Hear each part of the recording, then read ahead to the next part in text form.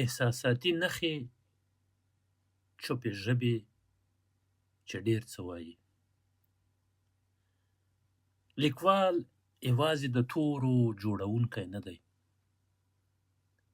هغه د فکر، درد، هیلو او پوښتنو ژباړن دی. خو دا ژباړه هغه وخت نیمګړې پاتې کیږي چې لوستونکی چوپ پاتې شي. په ټولنیزو شبکو کې د لایک، زړه، غوسې او نورو غبرګون نښو شتون بې ځایه نه دی. دا د لوستونکي هغه احساساتي ژبه ده چې له یو کلیک سره خپل حضور ثبتوي. ځینې خلک لیکنه لولي، تر پای رسوي، خو د خوښولو تڼۍ ته لاس نه وروړي. ښایي فکر کوي چې لایک ورکول ارزښت نه لري، یا دا چې چوپ پاتې کېدل بېطرفي ده. حال دا چې دا چوپتیا کله ناکله د لیکوال لپاره تر نیوکې هم درنه تمامیږي. ځکه لیکوال نه پوهیږي چې لیکنه یې ولوستل شوه که نه، اغېز یې وکړ که بې اغېزې تېرې شوه. د فیسبوک او ورته شبکو د غبرګون نښې یوازې تخنیکي بټنونه نه دي، دا د لوستونکي د احساس لنډیز دی. یو لایک کېدای شي ووایي ومې لوستله، یو زړه دا معنا لري زما احساس ته نږدې وه، او ان غوسه دا پیغام ورکوي چې موضوع یو څه وپارولم. بدبختانه ځینې خلک دې نښو ته په سپکه سترګه ګوري.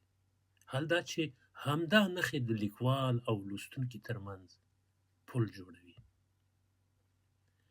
د هرې لیکنې لاندې د تبصرې ځای هم شته، خو پښتانه ترې ډېره کمه ګټه اخلي. موږ یا ستاینه نه لیکو یا نیوکه نه کوو، او که اختلاف هم ولرو چوپ پاتې کیږو. حال دا چې د نظر اختلاف د فکري ژوند نښه ده، نه د دښمنۍ. انسان کولی شي له لیکوال سره موافق نه وي، خو کولی شي په درناوي خپل نظر څرګند کړي.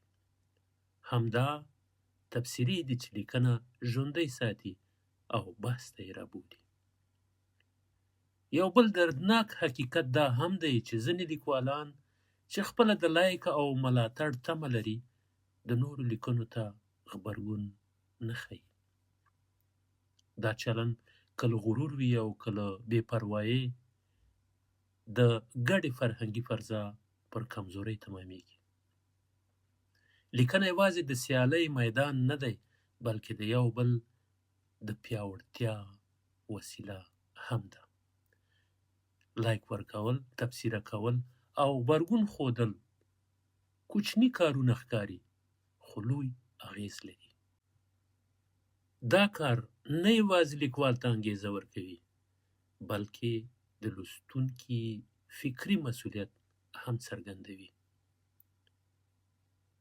لوستونکی که چوپ پاتې شي، احساس وژل کېږي، ځکه چوپتیا ډېر ځلې هغه ژبه ده چې تر ټولو زیات ظلم کوي. چوپتیا بېطرفي نه ده، دا کله ناکله د احساس په وړاندې تر ټولو لویه بې انصافي ده.